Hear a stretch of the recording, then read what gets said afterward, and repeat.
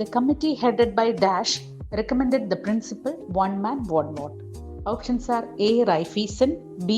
Gorwala, C. Maglagan and D. None. Question എന്താണ്? One man one vote principle recommend ചെയ്ത് കമ്മിറ്റിയെ head ചെയ്യുന്നത് ആരാണ്? അപ്പം ഏത് കമ്മിറ്റിയാണ്, അല്ലെങ്കിൽ ആ കമ്മിറ്റിയുടെ ഹെഡ് ആരാണ് എന്നുള്ളതാണ് ക്വസ്റ്റ്യൻ. നമുക്ക് അറിയാവുന്ന ആൻസറാണ് ഓപ്ഷൻ സി, മഗ്ലഗൻ.